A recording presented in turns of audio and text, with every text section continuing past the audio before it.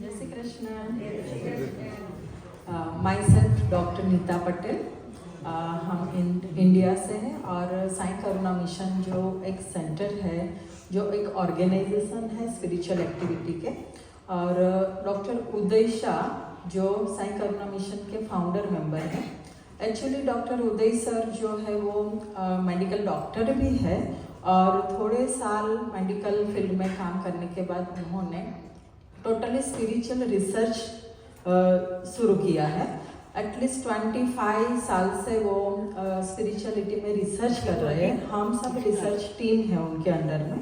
India में Sai Karuna mission के 80 centres है और यूएसए में भी इस साल से साईं करुणा मिशन के सेंटर ओपन हुए हैं कैलिफोर्निया में।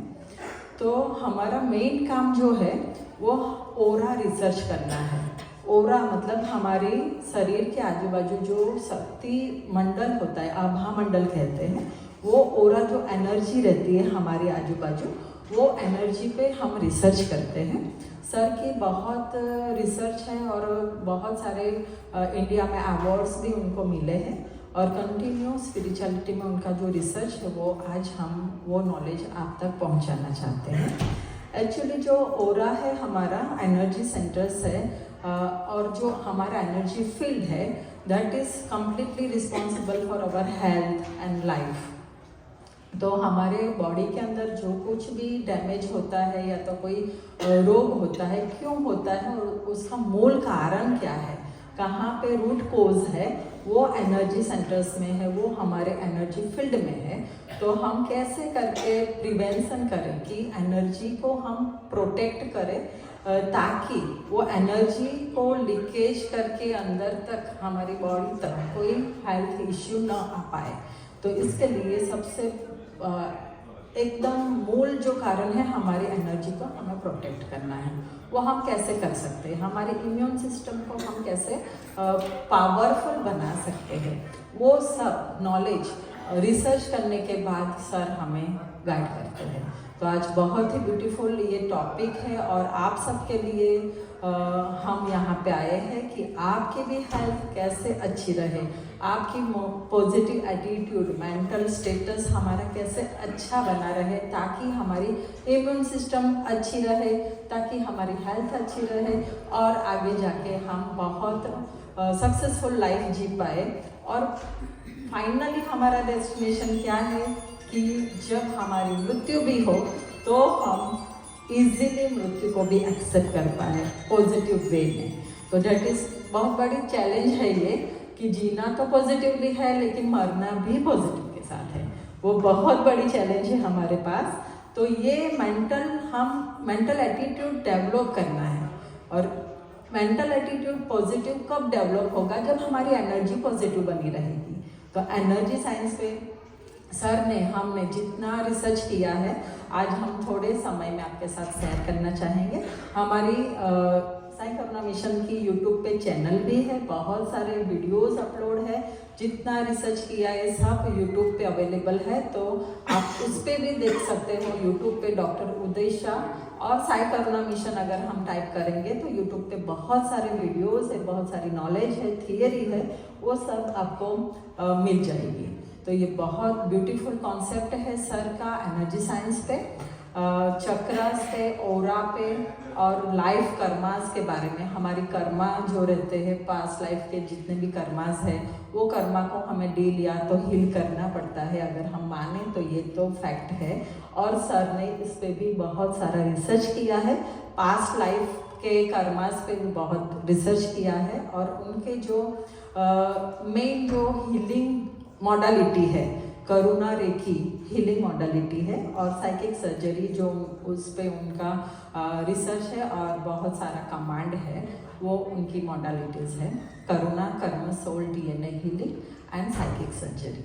तो वो हीलिंग रेखी की मॉडलिटी है जिन पे सर ने बहुत साधना करके वो पावर को पाया है। तो ये सब बहुत ब्यूटीफुल कॉन्सेप्ट है और मैं तो मैं समझती हूँ कि यहाँ पे हमने फर्स्ट टाइम ये इंट्रोड्यूस किया है, तो ये बहुत आपके लिए बेनिफिशियल रहेगा और आपको जानकर भी बहुत आश्चर्य होगा कि इतना पावर है, इतना हीलिंग में इतना पावर है कि we can heal our self, our life, our health, everything सिर्फ थॉट पावर की वजह से। हमारे विचारों को जितना हम चेंज करेंगे, पॉजिटिव करेंगे, इतना हमारी लाइफ को हम चेंज कर सकते हैं। और साथ साथ में थोड़ी ये हीलिंग मॉडलिटी को अगर हम अपनाएं तो हम बहुत ही ब्यूटीफुल और मनचाही लाइफ को हम डिज़ाइन कर सकते हैं। तो ये बहुत ब्यूटीफुल कॉन्सेप्ट है और हमने बहुत अपनाया भी है, रिसर्च भी किया है। इंडिया में हमारे 80 सेंटर्स चलते हैं और एटलीस्ट 2 लाख पीपल को सर ने अट्यून किया है उनकी सिद्धि से, जो उन्होंने सिद्धि प्राप्त की है कि अट्यून मतलब शक्तिपात जो करते हैं, डिवाइन से एनर्जी लेना है और वो मीडिएटर रहते हैं, हम में एनर्जी का संचार करते हैं। तो ये अट्यूनमेंट है, वो उनकी पावर है। बहुत साधना उन्होंने की है 25 साल तक केव्स में, ऋषिकेश में, हरिद्वार में, महाअवतार बाबा की केव्स में, वहीं पे जा के सर बहुत साधना की हुई है, तब जाके उनको ये एक पावर मिला है। और सर की ये बहुत एक उदारता है कि वो उनको जो पावर मिला है वो हम सब में वो बांटना चाहते हैं, डिवाइन की एनर्जी को हमारे तक पहुंचाना चाहते हैं। तो ये बहुत ही ब्यूटीफुल कॉन्सेप्ट है सर का, और सर के लिए आइए हम सब बहुत ही क्लैप करके उनका स्वागत करते हैं। उनकी नॉलेज को हम ग्रहण करने के लिए हम तैयार होते हैं। इतना पावरफुल एनर्जी को हमें लेने के लिए थोड़ा तैयार होना पड़ेगा, इसलिए मैं सिर्फ 5 मिनट के लिए आपको मेडिटेशन करवाना चाहती हूँ, ताकि हम वो रिसीविंग मोड में आ सके कि वो पावर को, वो नॉलेज को, वो गाइडेंस को हम ले पाए, अच्छी तरह से हमारे जीवन में अपना पाए। तो इसलिए please sit in comfortable position. आप कंफर्टेबली बैठ सकते हो, अपने हाथों को अपनी गोद में या तो ज्ञान मुद्रा में भी आप प्लीज़ क्लोज योर आइज, आंखें बंद कर दीजिए। फर्स्ट फिंगर एंड थंब को आप जॉइन करके ज्ञान मुद्रा रख सकते हो। Gently close your eyes.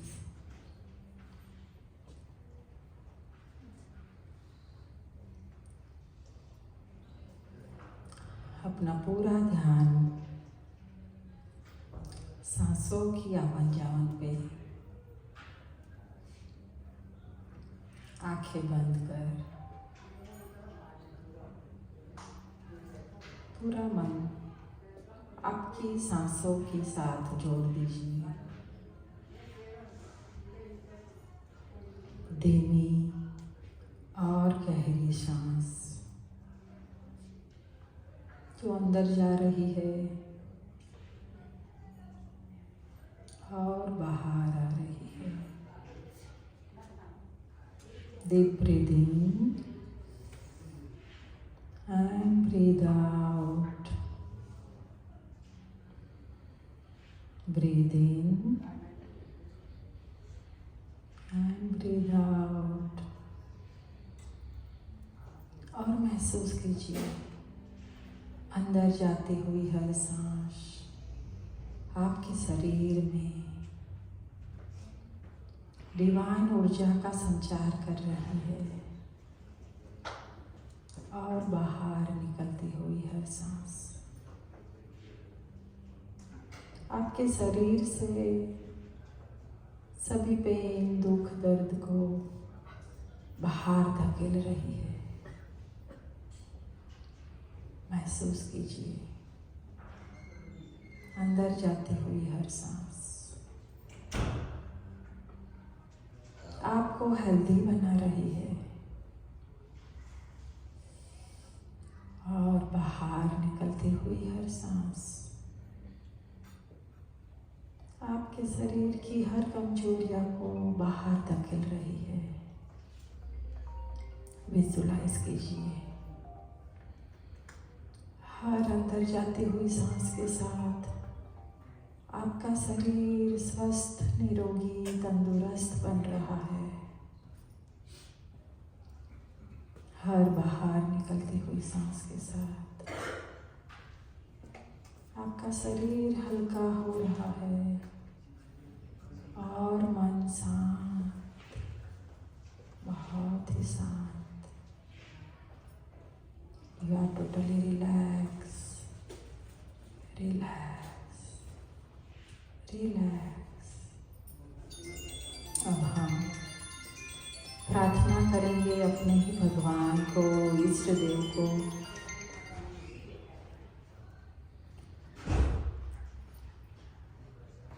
अपने ही भगवान को प्रार्थना करें, हे ईश्वर हमें शक्ति प्रदान करें आज के सत्र में दी जाने वाली स्पिरिचुअल नॉलेज को, गाइडेंस को पाने की, और इसी गाइडेंस को, नॉलेज को, विजडम को हमारी लाइफ में हम अच्छी तरह से अपना पाए और हमारा जीवन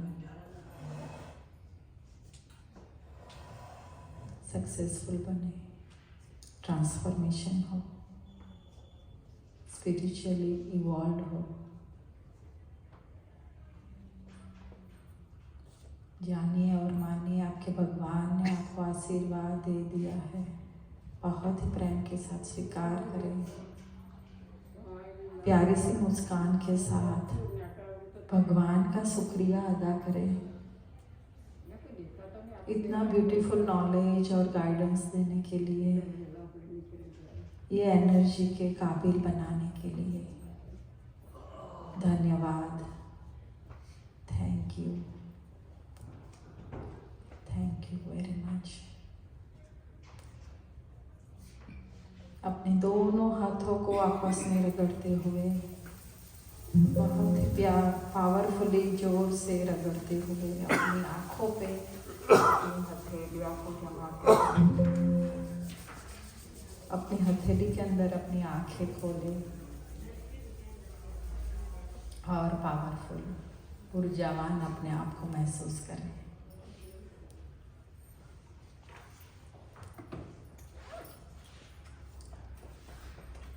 कैसा लगा? अच्छा लगा? Peaceful, peaceful.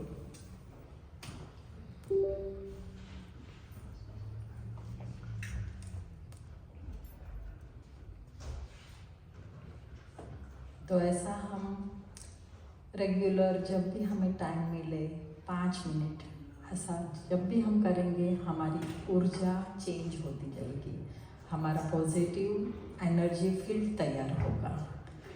जैसा हम सोचेंगे वैसा ही हम बनेंगे। ये पावरफुल रिसर्च है। तो आइए हम सर को वेलकम करते हैं, बहुत जोरदार ताली के साथ, क्लैपिंग के साथ।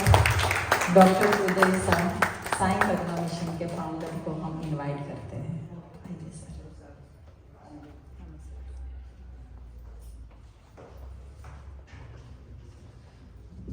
So very good morning. Good morning. So जैसे बताया कि मैंने काफ़ी साल मेडिकल प्रैक्टिस की बॉम्बे में, रामकृष्ण मिशन हॉस्पिटल, आशा पारेख, ऐसे बॉम्बे की कुछ हॉस्पिटल्स में, और मैंने वाडिया हॉस्पिटल में गायनेकोलॉजी और पीडियाट्रिशियन का भी किया 3 साल तक। लेकिन बाद में जब मुझे मेडिकल साइंस में जो लिमिटेशन पता चली, उसके बाद मैंने कोशिश की रिसर्च करने के लिए कि इंसान बीमार क्यों होता है। मतलब मेरा जो रिसर्च टॉपिक था cause of disease and suffering, है ना।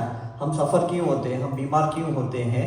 कोई नहीं चाहता कि मुझे डायबिटीज़ हो, ब्लड प्रेशर हो, कैंसर हो, अस्थमा हो, आर्थराइटिस हो, एलर्जीज हो, कोई नहीं चाहता। कोई चाहता है? कोई नहीं चाहता है। लेकिन हमें बीमारियां होती है, और हम मेडिकल डॉक्टर्स क्या करते हैं, 2 चीज़ें करते हैं। पहले मेडिकली डायग्नोसिस करते हैं, इन्वेस्टिगेशन करते हैं, CT scan, MRI, sonography, blood report, X-ray, blood, stool, urine, ये सब टेस्ट करते हैं, निदान करते हैं, डायग्नोसिस करते हैं, और आपके सिम्टोमेटिकली हम उसकी ट्रीटमेंट भी करते हैं, लेकिन केमिकल करेक्शंस के साथ, मेडिसिन के साथ, और या तो सर्जरी के साथ। तो हमारे पास 2 ही ऑप्शन होते हैं, या तो दवाई दो या तो ऑपरेशन करो। Is it right? और आप में से काफ़ी लोगों ने एक्सपीरियंस कर चुके हैं, काफ़ी लोग दवाई खा भी रहे हैं, ऐसा है। तो आज मैं आपको कुछ चीज़ें ऐसे बताऊंगा कि जहाँ पे आप कुछ लेवल पे अपनी दवाइयाँ धीरे धीरे टैपरिंग कर सकते हो, कम भी कर सकते हो, फ्यूचर में बंद भी कर सकते हो, और जो दवाइयाँ खा रहे हो उसकी जो साइड इफेक्ट्स हो रही है वो इफेक्ट भी आपकी धीरे धीरे ज़ीरो होनी चाहिए। Is it right? बिकॉज कुछ लोग हार्ट की दवाइयाँ खाते हैं और किडनी पे असर होता है, कुछ लोग ब्लड प्रेशर की दवाई खाते हैं, मतलब डायबिटीज़ की दवाई खाते हैं तो उसका किडनी पे असर होता है। तो ऐसा नहीं होना चाहिए, राइट? हमें मैनिपुलेशन नहीं करना, हमें रसायन का, केमिकल का मैनिपुलेशन नहीं करना, बॉडी के साथ छेड़छाड़ी नहीं करनी है, हमें कट भी नहीं करना है। छोटा सा भी अगर हम कट करते हैं तो मतलब ये शरीर को हम टेम्पल मानते हैं, मंदिर मानते हैं, और मंदिर की अगर कोई एक दीवार तोड़े तो अच्छा लगेगा? नहीं लगेगा ना। तो हमें भी एक्चुअली भगवान ने जो शरीर दिया है उसके साथ छेड़छाड़ी नहीं करनी है। तो इसलिए उसकी अल्टरनेटिव क्या है ये आज मैं आपको बताऊंगा। इस साइंस के माध्यम के जरिए मैं आपको कुछ समझाने की कोशिश करूंगा। हमारे अंदर जीन्स होती है, ये आपको सबको पता होगा, राइट? हम अपने माँ बाप के बायोलॉजिकल क्या कहते हैं, फोटोकॉपीज होते हैं, राइट? तो काफी माँ बाप के अंदर या पूर्वजों के दादा दादी नाना नानी की जो बीमारियां होती है वो हम लेके आए हैं करके, और काफी हमारी बीमारी हमारे बच्चे, हमारे पोते, ग्रैंडसन, ग्रैंड डॉटर के अंदर जाती है करके। तो ये जीन्स करेक्शन करना बहुत जरूरी है हमारे अंदर। और ये जीन्स आती कहाँ से है? ये हमारे सेल्स के अंदर ही होती है। न्यूक्लियस होता है, क्रोमोसोम होता है, उसके अंदर ही ये मेमोरीज होती है। तो हम डॉक्टर लोग जब भी कोई पेशेंट क्लिनिक पे आते हैं तो पहला क्वेश्चन ये पूछते हैं, सवाल पूछते हैं कि आपके फैमिली में भी किसी को ये बीमारी थी? पूछते कि नहीं? वो कहते हैं हाँ उनको कैंसर था, या मेरे नाना जी को ब्लड प्रेशर था। फिर हम उसी के हिसाब से समझ में आता है।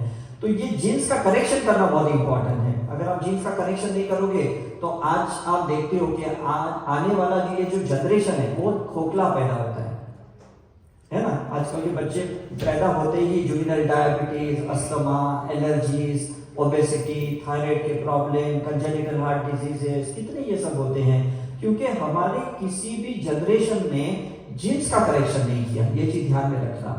और आप आज की डेट में भी ये जीन्स का करेक्शन कर सकते हो। जैसे जैसे आप यहाँ पे करेक्शन करोगे, जो मैं आज आपको कुछ टेक्निक्स बताऊंगा, आपके बच्चे जो भी जहां पे भी हैं वो भी करेक्ट हो जाएंगे। क्यों? क्योंकि आपके साथ उनकी ट्यूनिंग है, डीएनए ट्यूनिंग है।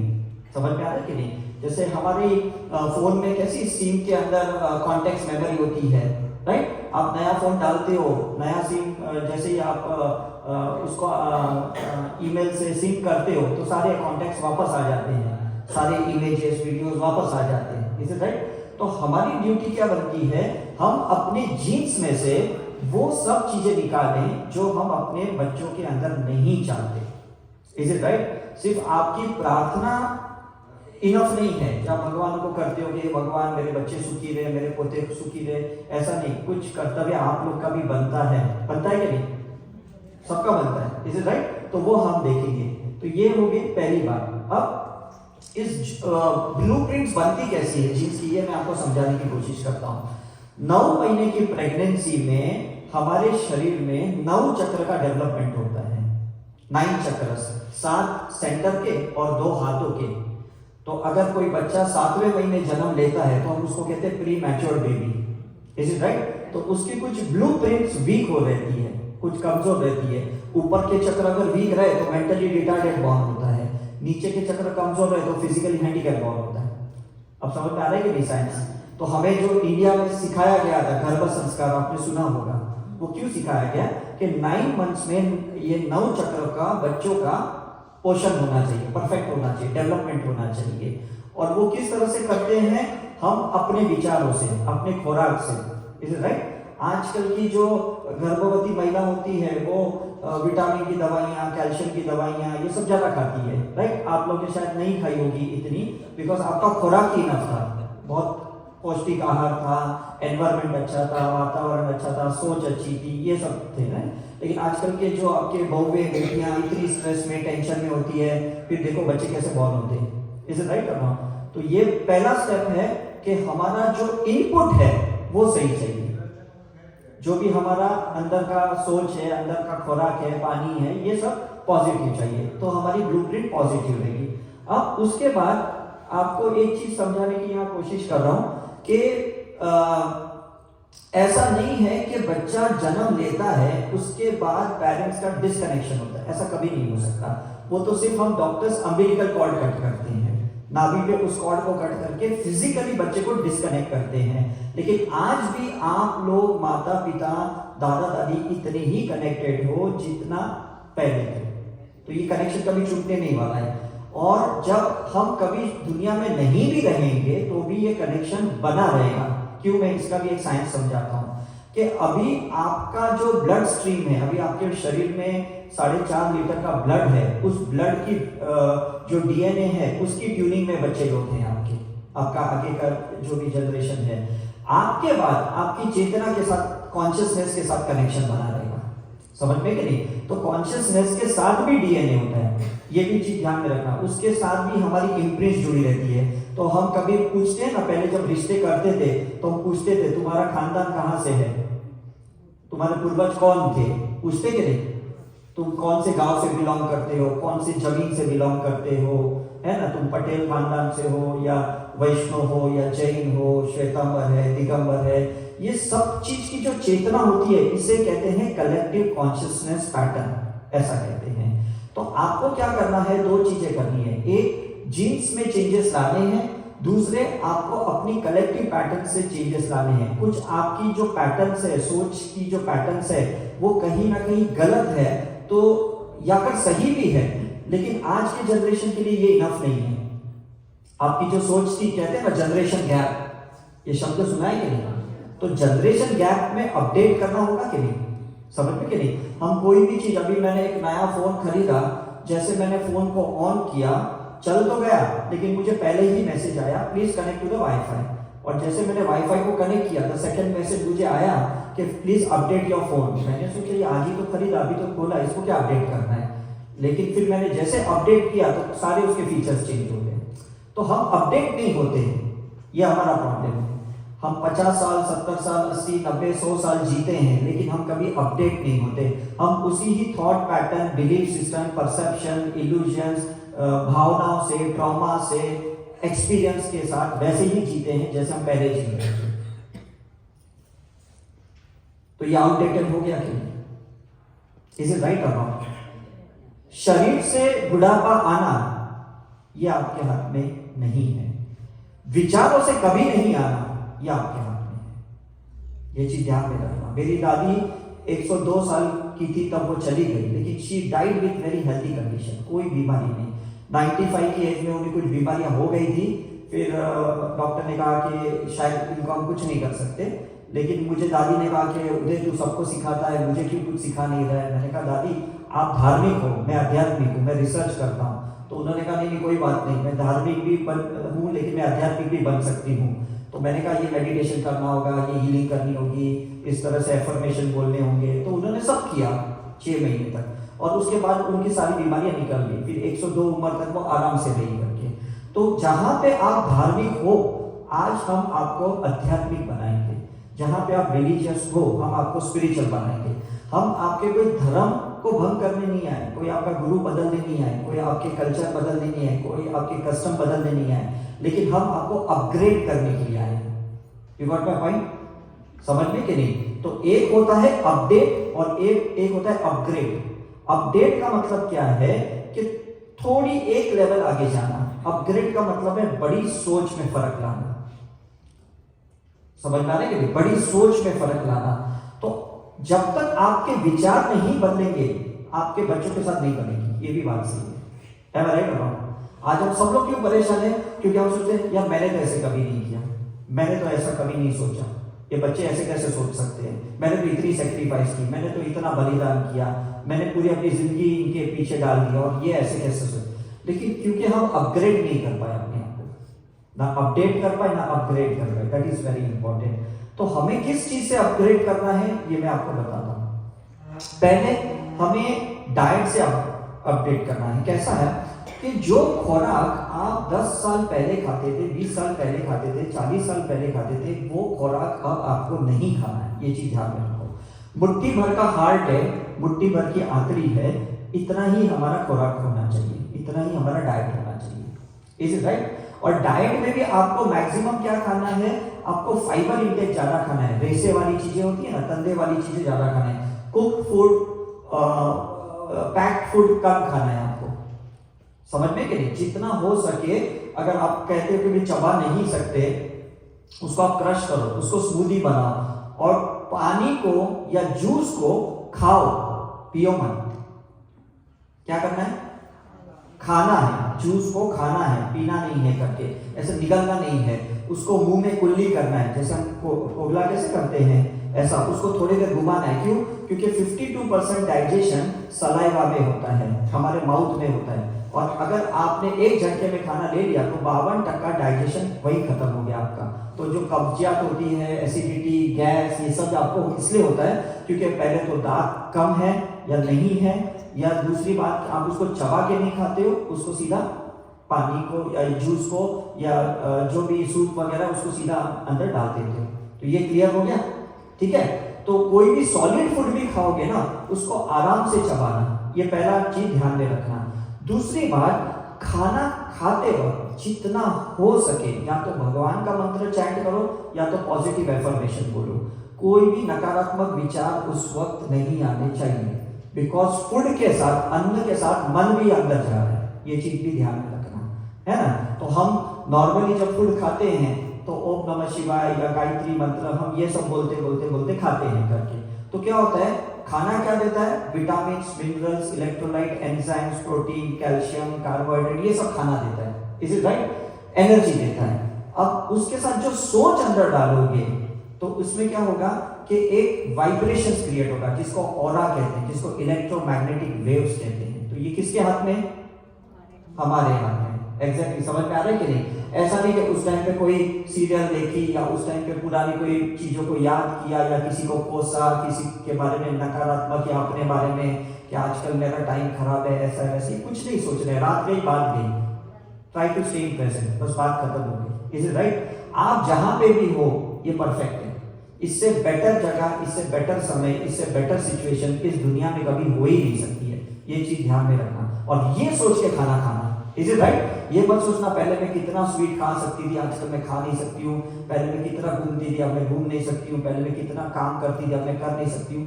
ये विचार क्या होता है, इसे कहते हैं न्यूरोट्रांसमिशन। क्या कहते हैं? न्यूरोट्रांसमिशन। मतलब विचारों के साथ जो ब्रेन में तरंग विचार जाते हैं, वो विचार नीचे ट्रांसमिट होते हैं, पूरे शरीर के अंदर जाते हैं। तो आपके जो सिंपैथेटिक, पैरासिम्पैथेटिक नर्वस सिस्टम होती है ना, उसमें ऐसे ही गलत सिग्नल्स जाते हैं कि मैं कुछ कर नहीं सकती हूँ, मैं कुछ अभी लायक नहीं हूँ, मुझे तो दवाई खा के जीना पड़ता है, मुझे तो बीमारियों के साथ जीना पड़ता है ना। ऐसी कोई विचारों के साथ खाना कभी मत खाएं। Is it clear not? क्योंकि एक दिन में 60,000 थॉट्स आते हैं, और इधर ही कैलिफोर्निया के जो साइकोलॉजिकल इंस्टीट्यूशन है, उन्होंने रिसर्च किया कि एक दिन में 60,000 में से 54,000 नेगेटिव थॉट्स होते हैं, 90% नकारात्मक विचार हमारे साथ होते हैं। तो आपको तो ये समझना है कि मुझे 54,000 को रिड्यूस करते करते करते शून्य पे आना है। समझ में आ रहा है कि नहीं? तो वो कौन ला सकता है? कौन ला सकता है? आप ही खुद ला सकते हो, क्योंकि हमारा रिसर्च ये कहता है कि सिर्फ आप जीन्स के थॉट्स को फॉरवर्ड नहीं करते हो बच्चों के अंदर, आप अपने नेक्स्ट लाइफ को भी प्लान करते हो। जो मैं एक सिस्टम चलाता हूं, उसे कहते हैं सीनियर सिटीजन रीबर्थ, ऐसे करके एक सिस्टम चलाता हूं। तो मैं लोगों को ये समझाता हूं, नेक्स्ट लाइफ के लिए क्या चाहिए ना, वो अभी प्रोग्राम करो। इस लाइफ में आपके साथ क्या हुआ ये सोचना नहीं है। इज इट क्लियर और नॉट? आजकल के बच्चे कैसे सोचते हैं, बस ये 13 प्रो अभी जूना हो गया है, बस अभी 14 आ गया, मुझे ये खरीदना है, मुझे इसके लिए पैसे जमा करने हैं, मुझे ये कार्ड से लेना है, ये स्कीम से लेना है। आगे का सोचते कि नहीं? इज इट राइट और नॉट? अब मुझे नई गाड़ी कौन सी लेनी है, नया गाड़ी कौन सा लेना है, सोचते नहीं बच्चे? तो इसलिए उनका और आपका माइंडसेट क्यों नहीं हो सकता है? वो आगे का सोचते हैं, आप अपने पीछे के विचारों के साथ जुड़े हुए हो। तो ये जनरेशन गैप हुआ कि नहीं? Is it right? इसलिए वो आपको पीछे छोड़ देते हैं, क्योंकि आपके साथ उनका कोई तालमेल हो ही नहीं सकता, क्योंकि जो उन्हें हासिल करना है उसमें आपका कोई रोल ही नहीं है। और जब आपका रोल नहीं है तो आपको वो कैसा कोई पोजीशन दे सकते हैं? सिंपल है कि नहीं? जब तक मैं मेडिकल प्रैक्टिस करता था मेरे क्लिनिक पे बहुत पेशेंट आते थे। जिस दिन से मैंने मेडिकल प्रैक्टिस बंद की मेरे क्लिनिक पे पेशेंट ही नहीं आते, क्योंकि अब मेरा वो रोल ही नहीं रहा। इज इट राइट और नॉट? समझ में नहीं? तो आप पहले तो ये एक्सेप्ट कर लो कि अभी आपका कोई रोल नहीं है उनकी लाइफ में, बस ये समझ लो। तो खाना खाते टाइम पे कभी किसी को पूछता नहीं कि भी आज मुझे यहाँ खाना खाना पड़ रहा है, मुझे ऐसे रहना पड़ रहा है, ऐसा तो कभी सोचना ही नहीं। बस जब तक आपका एक्टिव रोल था, अब आपका कोई एक्टिव रोल नहीं है, अब पैसिव रोल है। और पैसिव रोल ज्यादा इंपॉर्टेंट होता है एक्टिव रोल से। क्यों? मैं आपको समझाता हूं। एक्टिव रोल में कभी भी हम उसी वक्त प्रेजेंट काम कर सकते हैं, राइट? उसी वक्त हम अपनी एनर्जी डाल सकते हैं। फॉर एग्जांपल, अगर मुझे ये चीज लिफ्ट करनी है तो ये एक्टिव काम हो गया, मैंने अब इसको लिफ्ट किया, इसके लिए मुझे एनर्जी लगी, तो सिर्फ मैंने इतना ही काम किया, मैंने एक चीज उठाई। पैसिव का मतलब है मैंने इसको उठाया नहीं, लेकिन मैं दुनिया में जितनी भी चीजें हैं उसको मैं उठा रहा हूं, ऐसी मैं कल्पना कर रहा हूं। समझ पा रहे कि नहीं? तो पैसिव बहुत इंपॉर्टेंट है। बुद्धा ने विपश्यना सिखाया, महावीर ने अहिंसा सिखाया, ये सब पैसिव काम है। जीसस ने फॉरगिवनेस सिखाया, ये सब पैसिव काम है। पैसिव में मतलब शांति से बैठ के आप पूरे ब्रह्मांड में तरंगे छोड़ सकते हो, ऑरा को छोड़ सकते हो, आभा मंडल को छोड़ सकते हो। समझ में आ रहा है कि नहीं? जब महावीर बुद्धा जैसे लोग यहाँ थे तो वो एक्टिव काम करते थे, जब वो चले गए, वो निर्वाणा मोक्ष में चले गए, वो पैसिव हो गए, और वो हम लोग को फायदा हो गया। क्यों? उनकी तरंगे ऊर्जाएं आज भी हमें मिल रही है। अब डिफरेंस समझ में आ रहा है कि नहीं? तो अभी आप कहां पे आए?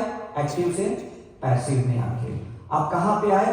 आप मनुष्य से देवता के पोजीशन में आ गए, गॉड गॉडेसेस के पोजीशन में आ गए। Now we got my point, है ना? तो आप पीछे नहीं गए, आप एक लेवल आगे गए। आप बच्चे थे, आप एडल्ट बने, आप ओल्ड एज में आ गए, अब आप भगवान के मैसेंजर बन गए हो, आप पैसिव मैसेंजर बन गए हो। तो जो तरंगे आप छोड़ोगे इस यूनिवर्स में, सबको फायदा होगा। ये जो रिसेशन आ रहा है, मैं 2008 में भी यूएस में आया था, और अभी वापस जब मैं आया मैं देखता हूँ वही पैटर्न रिपीट हुई रिसेशन की। क्यों हुई? क्योंकि फियर, इनसिक्योरिटी, जेलसी, कंपटीशन, ये सारी एटीट्यूड ना यहाँ से गई नहीं है, अभी भी वैसी है, और अभी पूरे वर्ल्ड में फैल गई है ये चीजें। हमें वो निकालना है। तो पहला हमने क्या सीखा है फूड के बारे में, कि खाना कैसे है, समझ में कि नहीं? उसको अच्छे से चबाना है, उसको लिक्विड फॉर्म के जैसे उसको अंदर अंदर घुमाना है, सलाइवा। ये दूसरा क्या हमने सोचा है कि हमारी सोच कैसी चाहिए खाने के वक्त, इज इट राइट? ठीक है। तीसरा हमने आज क्या सोचा है, भाव कैसे चाहिए, कि मैं अभी गॉड के साथ हूं, मेरी अभी प्योर एनर्जी है, मुझे अभी कोई ऐसे मटेरियल ख्वाहिशें नहीं रही, कोई डिजायर्स नहीं है, कोई गोल्स नहीं है। और जब आपकी कोई इच्छा ही नहीं है तो मतलब आप भगवान बन गए हो। सिर्फ शरीर यहाँ पे आपका है, लेकिन आपकी आत्मा, आपकी चेतना भगवान के साथ मिल गई है। तो ये डेफिनेटली अब आपका तालमेल नहीं हो सकता बच्चों के साथ। क्यों? क्योंकि वो एनर्जी के पीछे लगे हैं, मैनिफेस्टेशन के पीछे लगे, और आप चेतना के पीछे लगे। तो डिफरेंस हुआ कि नहीं? We are made only with 3 things. One is physical body, ठीक है, second physics, and third is quantum physics. तो अभी आप फिजिकल बॉडी और फिजिक्स से बाहर आ गए हो, अब आप क्वांटम फिजिक्स में आ गए हो। आप एनर्जी पे नहीं हो, मैटर में नहीं हो, अब आप कॉन्शियसनेस में आ गए हो। किसके साथ जुड़ गए हो अभी आप?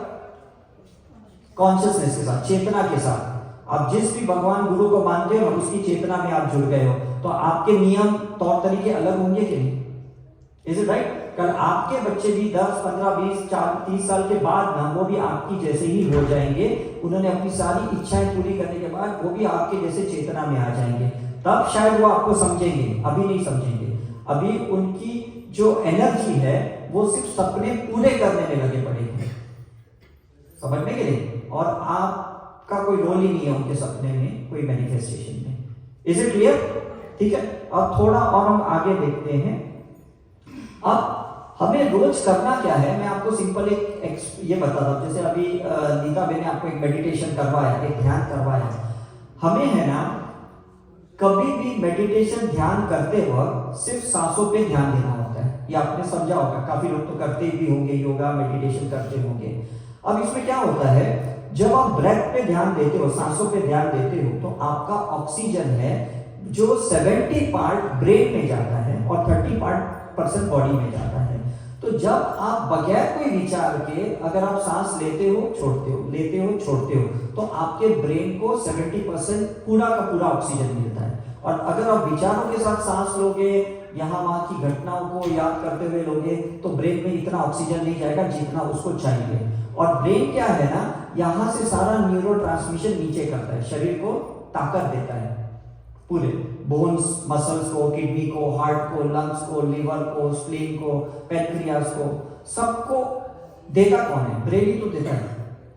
ब्रेन को क्या मिल रहा है? ब्लड मिल रहा है। ब्लड के अंदर क्या मिल रहा है? ऑक्सीजन मिल रहा है। और वही ऑक्सीजन अगर नीचे नहीं गया तो आपको नहीं लगता आपका बीमारी होगी? इज इट राइट और रॉन्ग? अब आपको करेक्शन कहां करना है मैं आपको समझाता हूं। ये मेडिटेशन में पहला स्टेप क्या होगा? ब्रेथ पे ध्यान देना है। दूसरा स्टेप क्या होगा? आपके अंदर जो भी आपको लगता है, मेरे अंदर गुस्सा बहुत है, इरिटेशन बहुत है, या डर बहुत है, फियर बहुत है, इनसिक्योरिटी बहुत है, उसको आप देखने की कोशिश करो कि ये कैसा दिखता है, इसका कलर क्या है और कितना है। क्योंकि ये क्रिस्टलाइन फॉर्म में किसी के लिवर पे जम गया है, किसी के हार्ट में जम गया है, किसी के पेनक्रियास में जम गया है, किसी के किडनी में जम गया है, और वहीं पे बीमारियां हैं आपको, और कुछ भी नहीं है। तो अगर आपको अपनी बीमारियां निकालनी है तो आपको कोई केमिकल नहीं निकालना है, कोई ऑर्गन रिप्लेसमेंट नहीं करना है, कोई सर्जरी नहीं करनी है। आपको वही जो राग, द्वेष, क्रोध जो भी है, अनवांटेड थॉट्स, इमोशंस, ट्रॉमास जो भी है, परसेप्शंस है, वो सारे आपको अपने थॉट से निकालने हैं, ब्रेन से निकालने हैं, बॉडी के सेल से निकालने हैं, आपको डीएनए से निकालना है, आपको जीन से निकालना है। Is it right? नहीं तो जो गुस्सा आज आपके अंदर है वो आपके बच्चों में आएगा, पोतों में आएगा, पोतियों में आएगा, और वो बेचारे कैरी फॉरवर्ड करेंगे। समझ में आ रहा कि नहीं? वो नहीं निकाल पाएंगे। क्यों? क्योंकि ओरिजिन आप हो, जहां से ओरिजिन आया उसी को तो निकालना पड़ेगा कि नहीं? शायद आपके माँ बाप ने पूरी मेहनत नहीं की तो इसलिए आपके अंदर आ गया है, लेकिन आप मतलब आप जिम्मेवार हो, you are full responsible to remove those things. Is it right? तो आपको क्या है, आपके बॉडी में से निकालना है। हमारा रिसर्च ये कहता है अगर आपने एक नेगेटिव थॉट निकाल दिया शरीर से, आपका 200 ग्राम वजन कम होगा। कितना कम होगा? 200 ग्राम। एक नेगेटिव इमोशंस अगर आपने बॉडी से निकाल दिया, आपको 500 ग्राम कम होगा।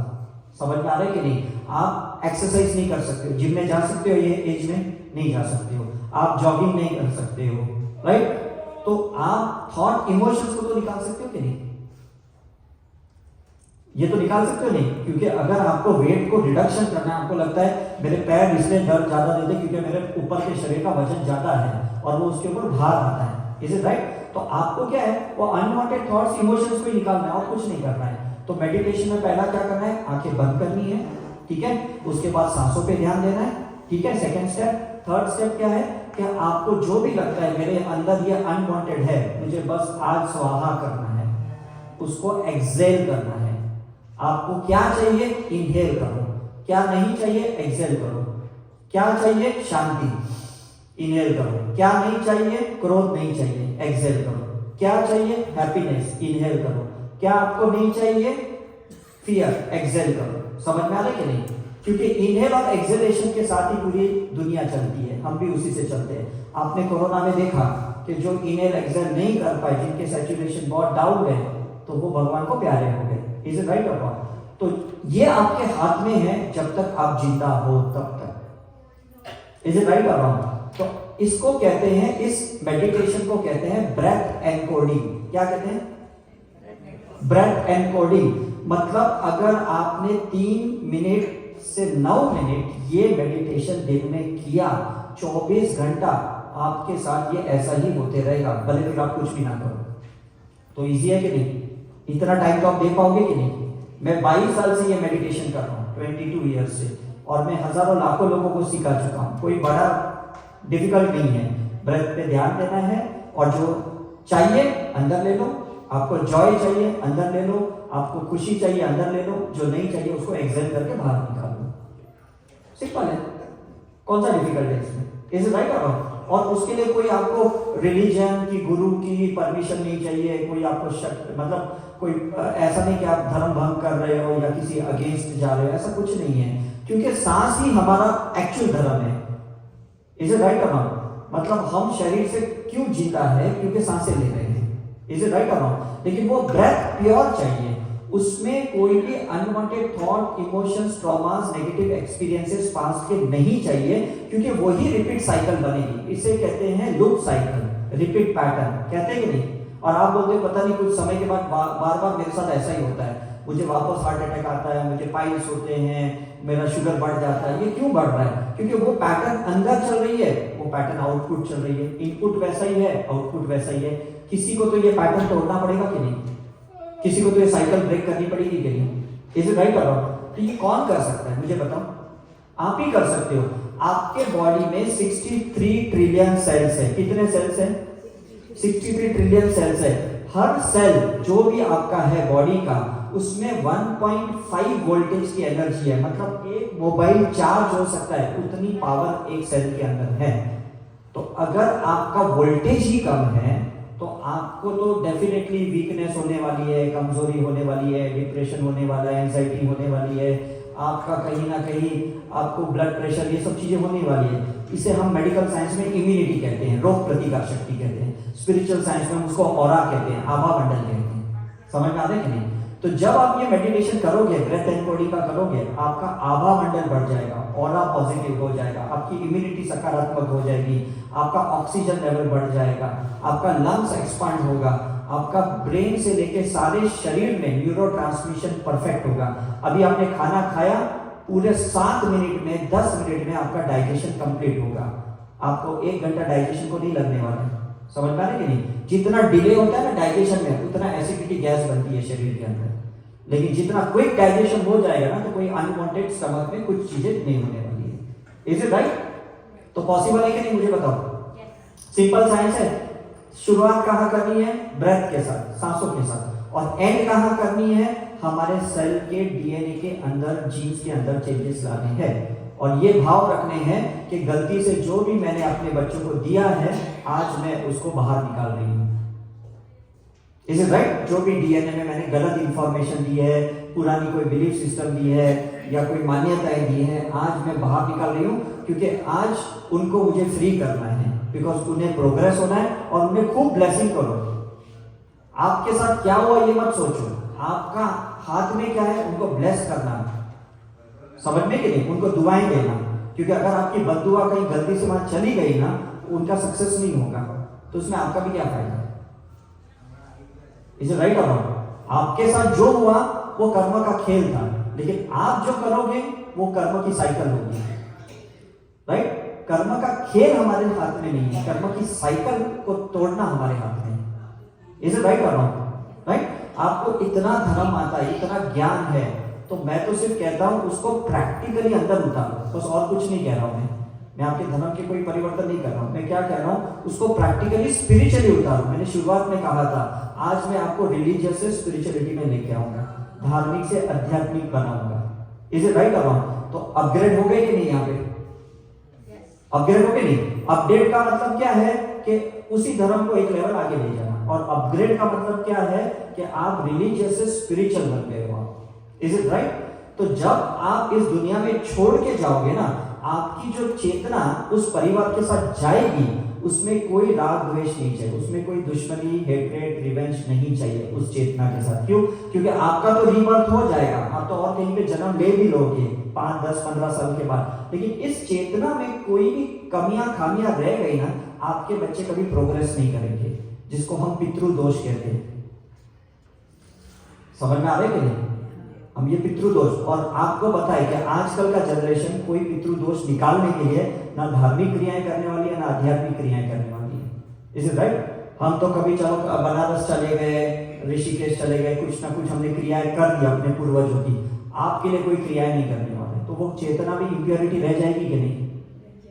रह जाएगी कि नहीं? और आप जो रीबर्थ लेके जहां पे भी जन्म लोगे ना, इसका कर्ज भी आपको कर्ज चुकाना पड़ेगा, क्योंकि जो कर्ज किया है बच्चों को, वो आपका कर्जा है बड़ा, तो कर्जा चुका के जाना है कि नहीं आपको? इज इट राइट और नॉट? समझ गए? क्योंकि हम उन्हें प्रोग्रेस देखना चाहते हैं, वो हमारे ही फैमिली के हैं, हमारा खून है, हमने 4.5 लीटर का ब्लड उनको दिया है, तो हम उनको कर्ज कैसे कर सकते हैं, और हम अपने पे कर्जा कैसे चढ़ा सकते हैं? Is it right? तो let us be free and let them be free. तो हमें सब कॉर्ड कटिंग करने हैं, हम डॉक्टरों ने अम्बिलिकल कॉर्ड कट करके बायोलॉजिकली उनको अलग किया। आज इस मेडिटेशन में आप कॉर्ड कट करके उनको फ्री करोगे। तो आर यू रेडी? तो हम 5-7 मिनट्स का मेडिटेशन करें, फिर हम फ्री हो जाएंगे। Is it okay? ठीक है, चलो सभी लोग आंखें बंद करें और जैसे जैसे मैं बोलता हूं बस उसको अंदर ही अंदर उतारते रहें। ज्यादा लॉजिक यूज मत करना, आंखें मत खोलना। ठीक है, please close your eyes.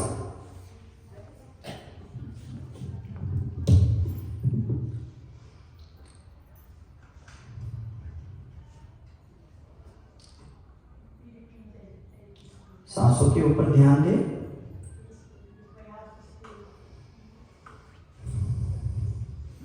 Take a slow and deep breath.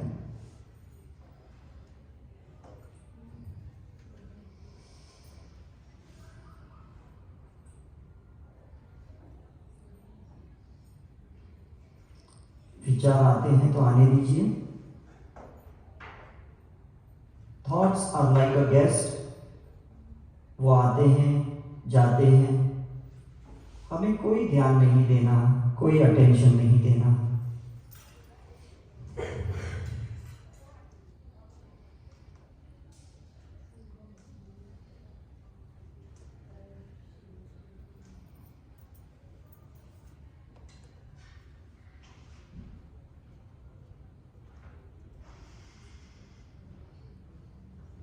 साधारण सी सांसें लेनी है,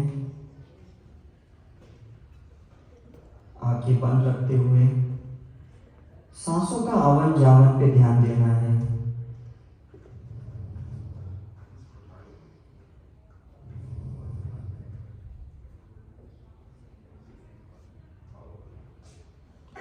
विचारों को रोकना नहीं, टोकना नहीं।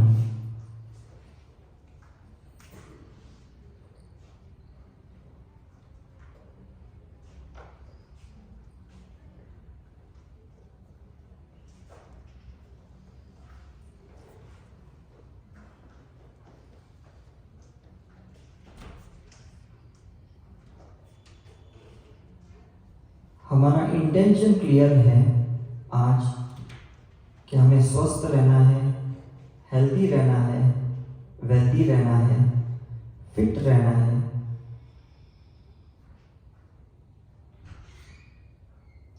और आत्मा की चेतना में रहना है।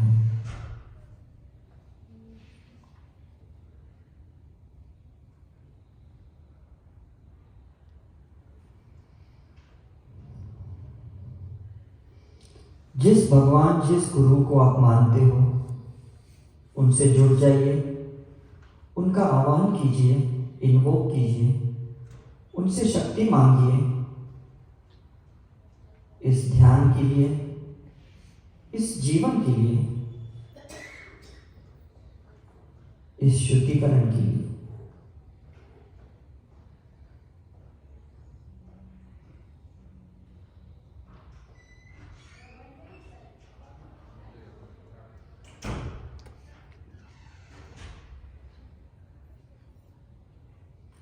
सांसों से शरीर जुड़ा है और परमात्मा से आपकी आत्मा जुड़ी है।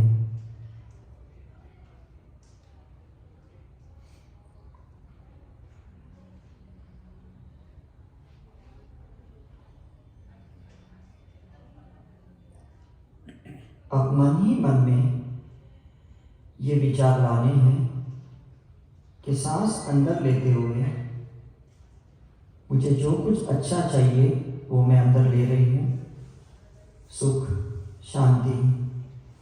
और सांस बाहर निकालते हुए मैं वो हर चीज को निकाल दे रही हूँ जो मेरे जीवन के लिए या मेरे परिवार के लिए हानिकारक है। Inhale with happiness, exhale hatred, revenge, irritation। जो चीजें चाहिए वो सांस अंदर लेते हुए मन ही मन में सोचना है, उसकी कल्पना करनी है और उसको फील करना है।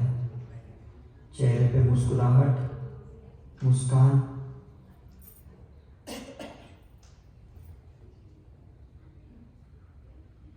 ग्रेटिट्यूड के भाव।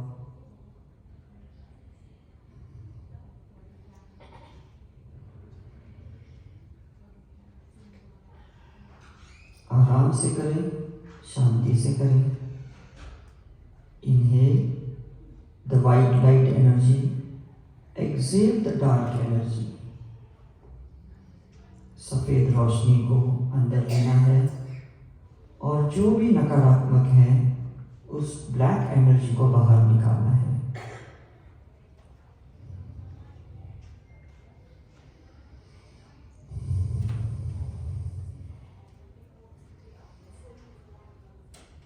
गुस्से को बाहर निकालिए,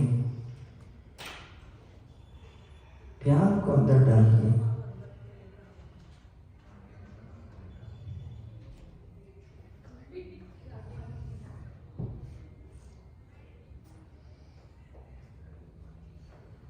बी साइलेंट, बी पैसिव।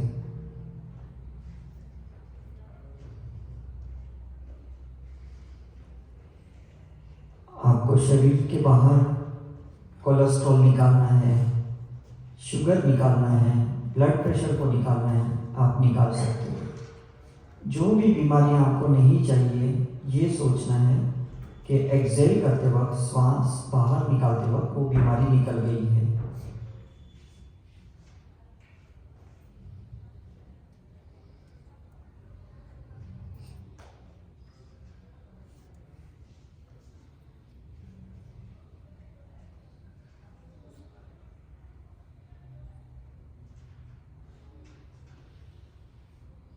अपने दुख दर्द को बाहर निकालिए, सुख शांति को अंदर लीजिए। This is breath encoding. 5 सांसों के साथ सकारात्मक मन को जोड़ना है।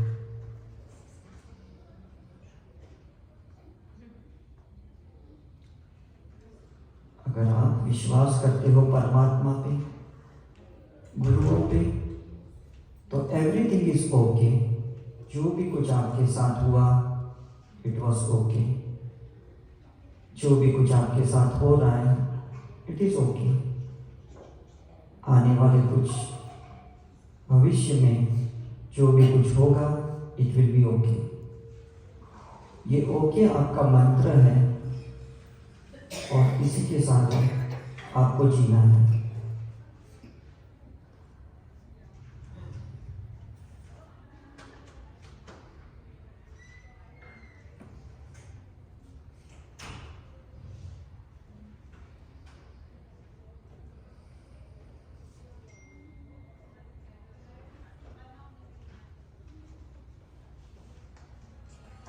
आंखें बंद ही रखनी है और सांसों के ऊपर पूरा ध्यान। Just attend, give your attention to your breath.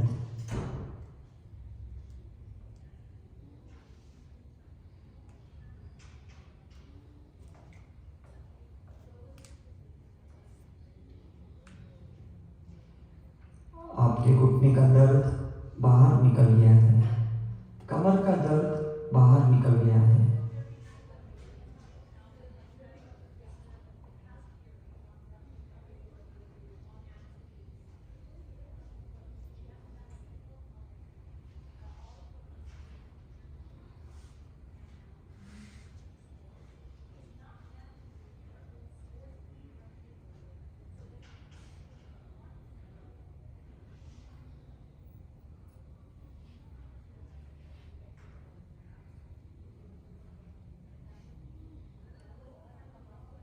तीन मिनट के लिए और ये ध्यान को कंटिन्यू करेंगे।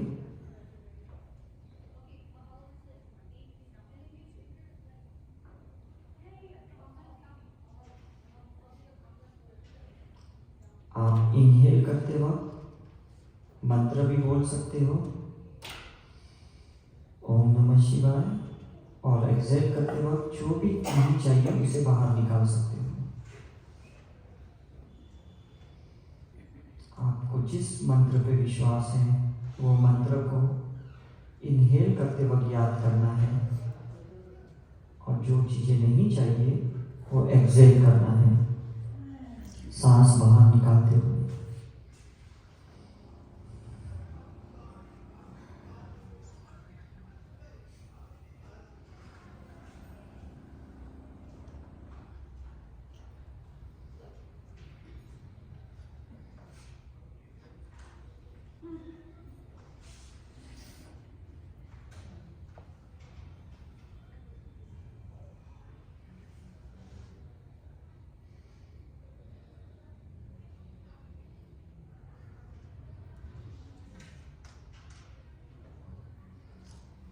आज आपके सारे डीएनए की शुद्धिकरण हो गई है।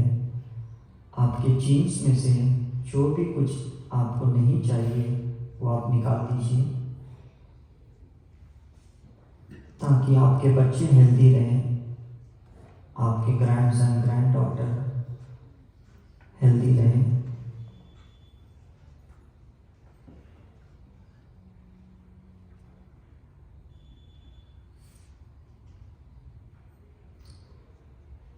उन्हें आप अपनी बीमारियों से आज मुक्त कर दीजिए। Cut the cord. 3 बार मन ही मन में उनके साथ कॉर्ड को कट करना है कि मैं अपनी बीमारियों से अपने बच्चों को मुक्ति देती हूँ। Cut cut cut. मैं अपने क्रोध, अपने गलत भावनाओं, गलत विचारों से आज उन्हें मुक्त करती हूँ। Cut cut cut.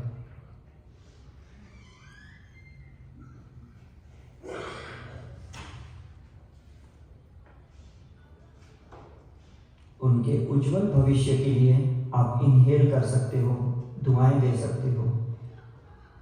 सांस लेते हुए जो भी सकारात्मक विचार उनके लिए आप निर्माण करोगे, भाव निर्माण करोगे, वैसा ही आभा मंडल, वही तरंगे उन्हें जाएगी और उन्हें उसका लाभ होगा।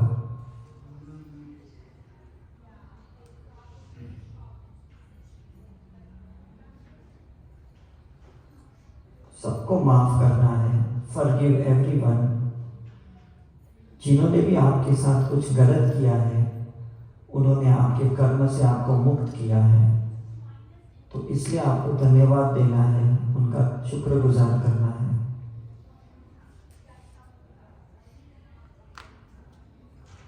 इस दुनिया में कोई आपका दुश्मन नहीं है। सभी लोग आपको शून्य करने के लिए आए हैं, आपको मुक्त करने के लिए आए हैं, आपको मोक्ष में ले जाने के लिए आए हैं।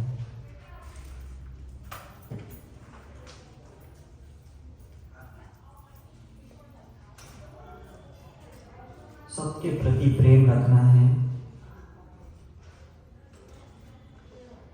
सकारात्मक विचार रखने हैं, सकारात्मक भावनाएं रखनी है।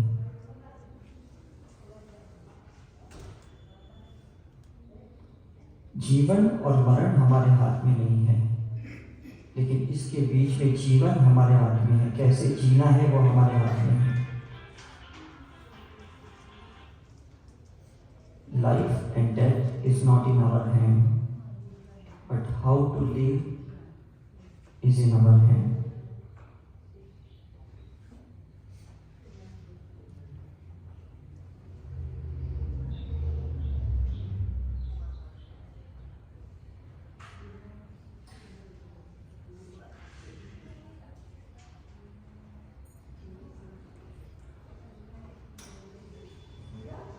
आंसू निकलते हैं तो निकलने दीजिए।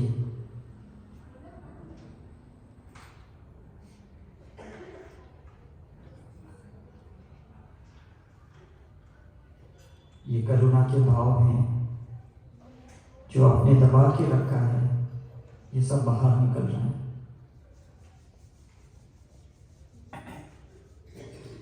जाने अनजाने में अगर आपने किसी के बारे में कुछ भी गलत सोचा है तो उसे आज एक्सेल कर दीजिए। कुछ पकड़ के नहीं रखना है, सब कुछ रिलीज करना है।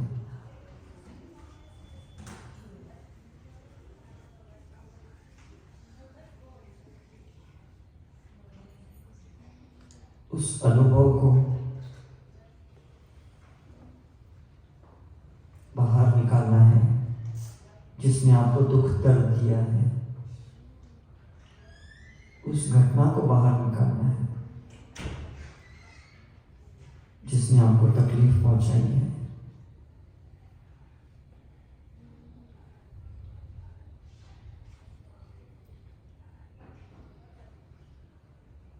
अगर परमात्मा से जुड़ के रहना है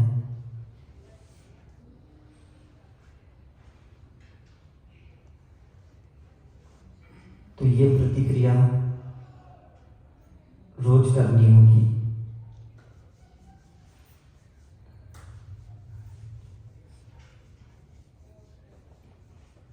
This process is called self-realization, जाति स्मरण।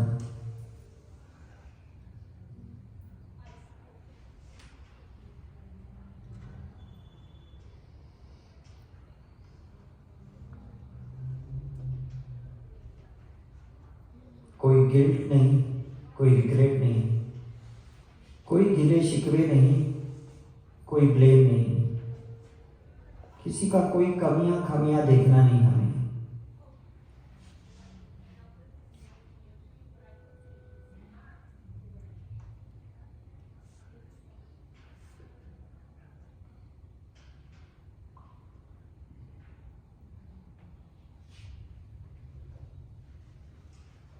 कुछ गलत अनुभव हमने लोगों को दिए, कुछ लोगों ने हमें दिए। जो हमने सीखना था लोगों ने सिखाया, जो लोगों को सीखना था हमसे हमने उन्हें सिखाया। ये ईश्वर की लीला है, इसे समझ के सब कुछ भूलना है।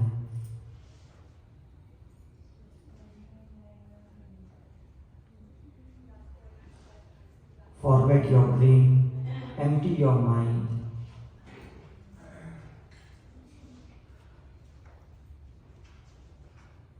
आखिरी के 30 सेकंड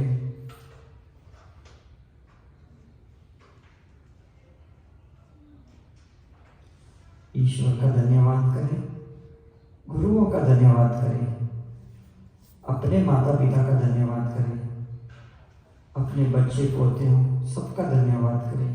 इस संसार में हर पशु पक्षी प्राणी पेड़ पौधों का धन्यवाद करें और धीरे धीरे अपनी आंखें खोलें।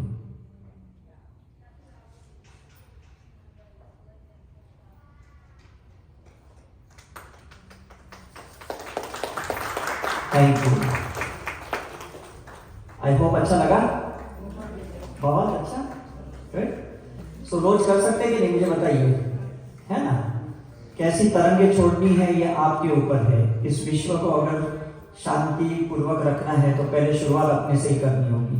दुनिया हमसे शुरुआत हुई है, हमसे ही खत्म होने वाली है। आपके बाद दुनिया तो चलने वाली है। Is it right account? तो आपका शरीर ये मंदिर है, टेम्पल है। सोच समझ के खाइएगा, सोच समझ के सोचिएगा, सोच समझ के चलिएगा और सोच समझ के व्यवहार कीजिएगा। Okay, thank you very much. हमारी साई करुणा मिशन की सब ये वीडियोस हैं, उसमें 1000 से ज़्यादा ऐसे हमारे लेक्चर्स हैं। तो जब भी आप फ्री हो, न्यूज़ चैनल मत देखिएगा, टीवी सीरियल मत देखिएगा, जहाँ कुछ खराब होता है, बाढ़ भूकंप ये सब मत देखिएगा। अच्छे अच्छे लेक्चर्स देखिए, टॉक्स देखिए, स्वामी नारायण के, शिवानी के, सदगुरु के, या अगर आपको साइंटिफिक देखने तो हमारे देखिए डॉक्टर उदय शाह, साई करुणा मिशन के। हम कोई गुरु नहीं है, महात्मा नहीं है, लेकिन हम साइंटिस्ट हैं, ऑनेस्टली स्पीकिंग। तो मैं किसी को रिप्लेस करने के लिए नहीं आया हूँ, मैं साइंस समझाने के लिए अब तक मैंने पहुँचा, है ना। मैं सीनियर सिटीजन के ऊपर, बच्चों के ऊपर और महिलाओं के ऊपर पिछले 25 साल से मैं काम कर रहा हूँ, यही उम्मीद लगा के कि कुछ ना कुछ तो हम इस विश्व में परिवर्तन लेके आएंगे और आपका आशीर्वाद बना रहेगा, तो इसे हम कंटिन्यू करेंगे। Thank you very much.